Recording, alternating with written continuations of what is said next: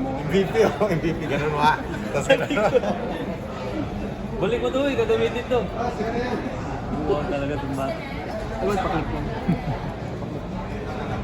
Okay. Dumod, 5-on-5 na eh. So, anong naramdaman mo na ano sa 5-on-5 na? Sobrang ano ko, ngayon sa TNT sobrang grateful ako.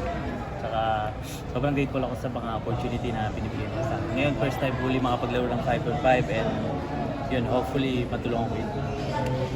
Eh, panghihinayang din ba na wala ka na sa 3x3? Parang 3x3 PPA. Kasi doon good car talaga gumawa rin ng pangalan. Yes, may factor na ganun. Pero as of now, ang looking forward ko talaga is yung kung ano yung opportunity na nasa harap ko. Kung sakaling babalik man, so decision na siguro ng that's TNT side.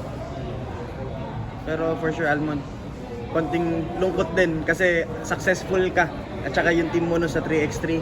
Hindi lang dito sa PBA tsaka sa international din. Masabi mo lang doon sa, yun nga, nawala na yung 3x3.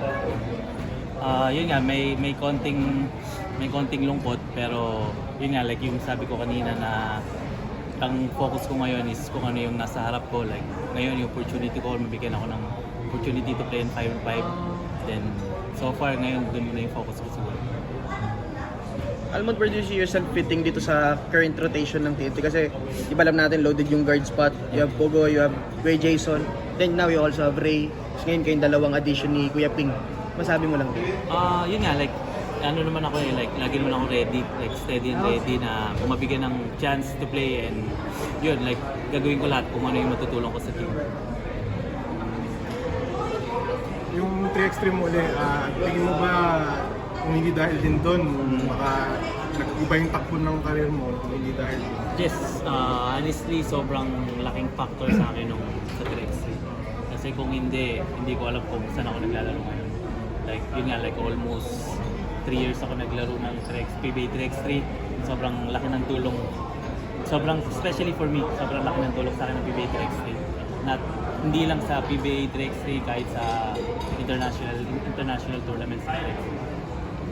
4 points ba? May kita ka namin tumira? Depende. Siguro depende sa situation. Pero medyo pinapractice na namin ngayon. Thank Thank you. Thank you.